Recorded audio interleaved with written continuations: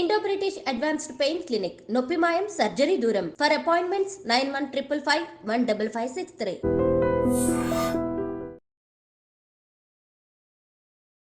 Welcome to I dream media. So నాభి స్థానం చాలా గొప్పది. ఇక్కడ అనేక రకాల నాడులు ఉంటాయి. ఇక్కడ ఒక మ్యాజిక్ ఆయిల్తోని మనం మసాజ్ చేయడం ద్వారా ఇంటర్నల్ ఆర్గాన్స్ని రిపేర్ చేయొచ్చు. అంతేకాదు సో మన శరీరాన్ని మొత్తం హీల్ చేసుకోవచ్చు. మరి దీని గురించిన పూర్తి వివరాలు తెలుసుకుందాం. ఈరోజు మనతో పాటు ఉన్నారు ప్రముఖ vegetable therapist and Sun Spiritual Society founder Vikramaditya Guruji గారు. గురుగారు నమస్కారం అండి. సూర్యోసం తల్లి. గురూజీ, మీరు చక్రాస్ గురించి చెప్తూ ఉంటారు. నాభి దగ్గర మణిపూరక చక్ర ఉంటుంది, ఇక్కడ ఒక ఆజ్ఞా చక్ర అట్లా ఉంటుందని మొత్తం షట్ చక్రాలు చెప్తూ ఉంటారు. సప్త అంటే షట్ కాదు, సప్త హోతలు అంటారు. సప్త హోత అంటే 7 చక్రాలు, ప్రధానమైనటువంటి చక్రాలు. చెప్పండి. అయితే గురూజీ, ఇప్పుడు నాభి స్థానం చాలా గొప్పది. అన్ని ఆర్గాన్స్కి అక్కడ నుంచి నాడులు కనెక్ట్ అయి ఉంటాయి. అక్కడ కానీ ఒక రకమైన ఆయిల్తో మసాజ్ చేస్తే కనుక ఇవన్నీ కూడా యాక్టివేట్ అయ్యి బాగా పనిచేస్తాయి, హీల్ అవుతాయి అని కూడా చెప్తారు. అదేంటి గురువు గారు? అంటే సహజంగా మీరు అడిగిన ప్రశ్న, నాభిలో ఏదైనా తైలం వేస్తే ఉపయోగితం అని మనం చాలాసార్లు వీడియోలో చేసాం. అంటే ప్రతి ఎప్పటికప్పుడు అంటే ఇంకా నాకు వేరే ఏమీ లేదు. ఆరోగ్యమే మహాభాగ్యం, ఆరోగ్యం భాస్కరాధీనం.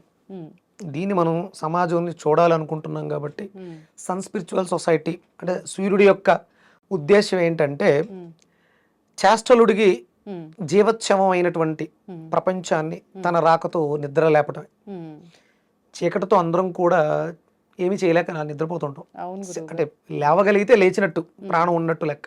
అలాంటి చేష్టలుడికి శవంలా పడి ఉన్నటువంటి జగత్తుకి తన కిరణాలతో ఉత్తేజాన్ని కలిగిస్తూ ఉంటాడు సూర్యనారాయణ. ఇలా మన శరీరంలో కూడా ప్రారంభం నాభే. ఒక ఊంబులో, తల్లి గర్భంలో పిండము ఎక్కడి నుంచి కనెక్షన్ తీసుకుంటుంది?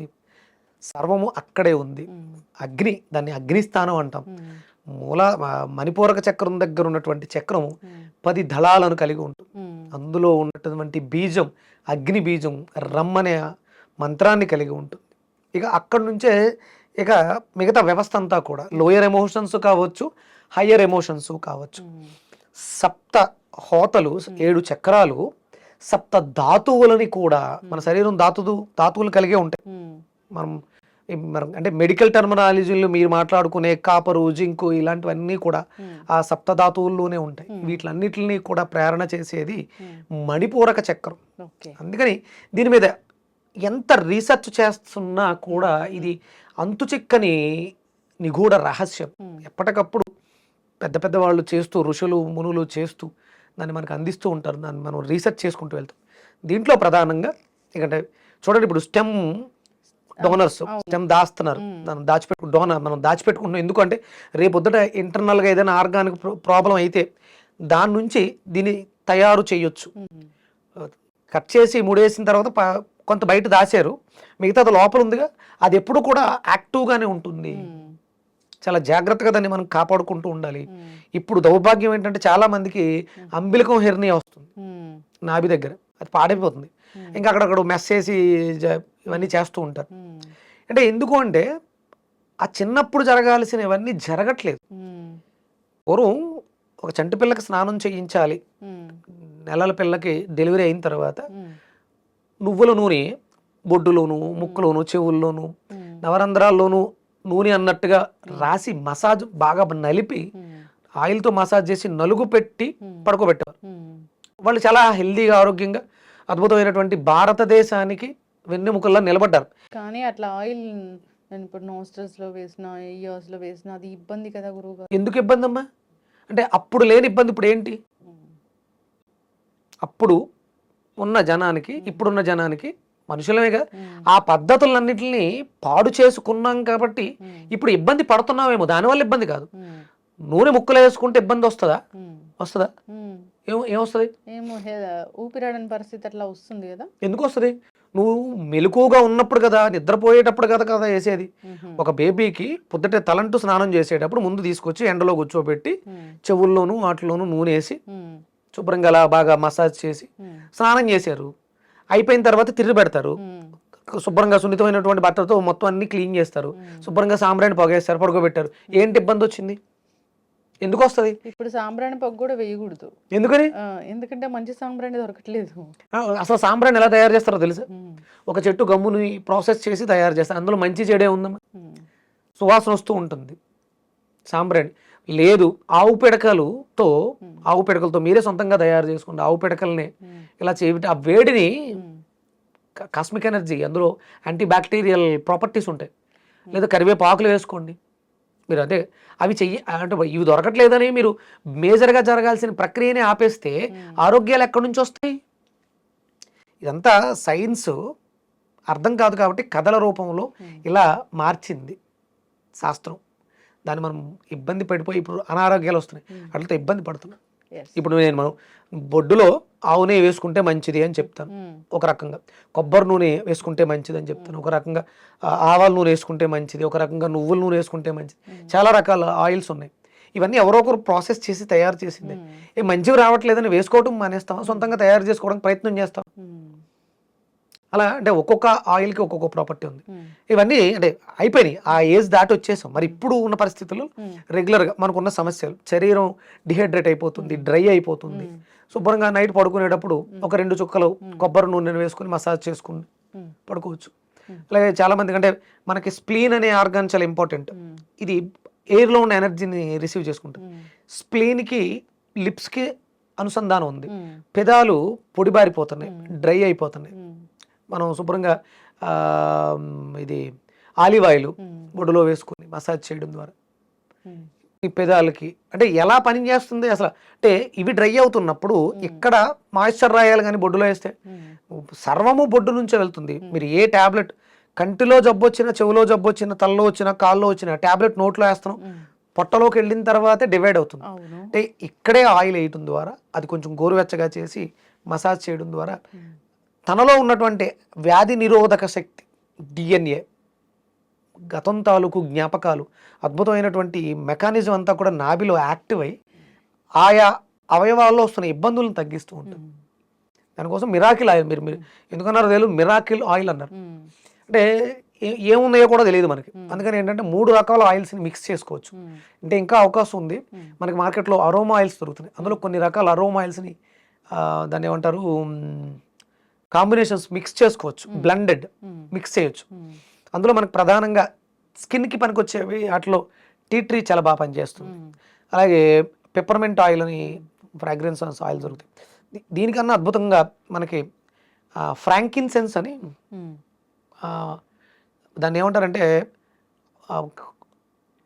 క్వీన్, అరోమా ఆయిల్స్కి క్వీన్ అంటారు. మన ఆర్గాన్స్లో పీనియల్ గ్లాండ్ క్వీన్. అలా ఆయిల్స్లో ఫ్రాంకిన్సెన్స్ అంటే నేను డొటెరా తీసుకుంటాను, ఆయిల్ 15 ml 9,000 రూపీస్. 15 ml ఎంత బాటిల్, 9,000 రూపీస్. నేను రెగ్యులర్గా అంటే డైలీ 2 drops తీసుకుంటా, ఇంటర్నల్గా తీసుకొచ్చింది. ఇది కాదు మనం ఇక్కడ ఏంటంటే మన ఒక 2 drops frankincense oil, 5 drops tea tree oil, 5 drops peppermint, ఒక 10 ml కోకోనట్ ఆయిల్లో మిక్స్ చేసి దగ్గర పెట్టుకుని రోజు రాసుకుంటే చాలా మేజర్ కాంప్లికేషన్స్, చిన్న చిన్న ప్రాబ్లమ్స్, మచ్చలు కావచ్చు, స్కిన్ ప్రాబ్లమ్స్ కావచ్చు, లిప్స్ కావచ్చు, ఐస్ డ్రై అయిపోవటం, ఇలాంటి వాటికి చాలా అద్భుతంగా పనిచేస్తుంది. మిరాకిల్ ఆయిల్ మనమే సొంతంగా తయారు చేసుకోవచ్చు. మనకి ఇక్కడ రెగ్యులర్ మార్కెట్లో కూడా ఇవి దొరికేస్తున్నాయి. ఇవి ఇంటర్నల్గా తీసుకోవడానికి పనిచేయవు. నేను తెప్పించేది ఇంపోర్టెడ్, అది కొంచెం ప్రాసెస్ బాగుంటుంది కాబట్టి కాస్ట్ ఎక్కువ ఉంటుంది. ఇవి మీకు మార్కెట్లో, ఇక్కడ మార్కెట్లో టీ ట్రీ దొరుకుతుంది, పెప్పర్మెంట్ దొరుకుతుంది, ఫ్రాంకిన్సెన్స్ దొరుకుతుంది. మీకు ఫ్రాంకిన్సెన్స్ సాంబ్రాణి కూడా దొరుకుతుంది పూజా స్టోర్స్లో మీరు పొగేసుకోవడానికి. అంటే ఆ ఫ్రాగ్రెన్స్ సెన్స్ ఏమవుతుందంటే ఎన్విరాన్మెంట్ని ప్లెజెంట్గా మారుస్తుంది. సాంబ్రాణి పొగేయటం కానీ ఇవన్నీ కూడా శాస్త్రీయతమ్మా, వాటిలో మనం అనుసంధానించాలి. అంటే చిన్నప్పుడు ఆ పొగేసినప్పుడు బొడ్డుకు కూడా కాసేవారు, ఎందుకంటే ఆయిల్ వేసాం, కొంచెంగా వేడి చేస్తే అది కరిగి లోపలికి స్ప్రెడ్ అయి వెళ్తుంది, అద్భుతమైనటువంటి ఎనర్జీ లోపలికి వెళ్తుంది.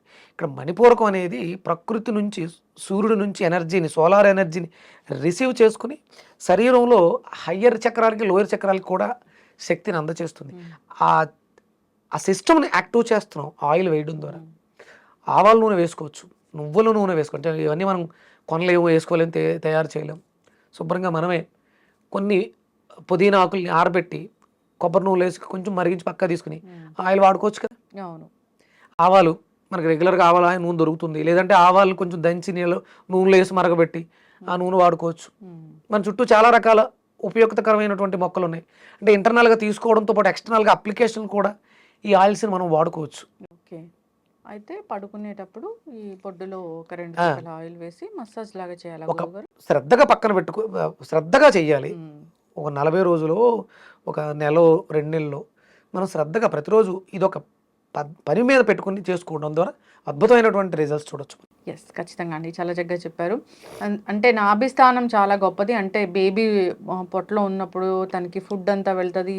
సో తను అక్కడ జీవించడానికి సరైనది ఆధారం అంటే ఆ బొడ్డు.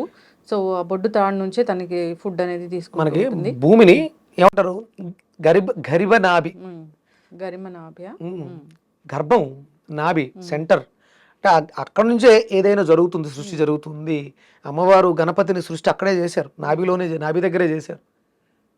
అందుకని మనకి ఏదైనా రోగం వచ్చింది అంటే మనం ఎక్కడి నుంచి కూడా మనం తగ్గించుకోవచ్చు. నోటిని అదుపు చేసుకుంటే, పొట్ట బాగుంటే రోగాలు ఏమి రావు కదా. ఓకే, పాడైపోయినాయి, బాగు చేసుకుందాం. విపరీతమైనటువంటి ఒబిసిటీతో బాధపడుతున్నాం, డైజెషన్ సిస్టమ్ డ్యామేజ్ అయింది, శుభ్రంగా ఆవాల నూనె. అంటే ఎల్లో అనేది ఎనర్జెటిక్. ఇక్కడ అంటే ఆ చక్రంలో మనకి ప్రధానమైనటువంటి రంగు ఎల్లో, పసుపు రంగు, ఆరెంజ్ కలర్, రెడ్ కలర్స్ అన్నీ ఉంటాయి అందులో. ఈ ఆయిల్ వేయడం ద్వారా దాంట్లో ఇవి 3 రంగులు కూడా ఉంటాయి. ఆ కలర్స్ యాక్టివ్ అయ్యి మన శరీరానికి కావాల్సిన పోషకాలను ఇస్తూ ఉంటాయి అన్నమాట. ఖచ్చితంగా అండి, చాలా చక్కగా చెప్పారు. నాడులు ఉంటాయి, నాడులు కనెక్షన్ అనేది ప్రతి ఆర్గాన్కి ఇక్కడ నుంచి ఉంటుంది.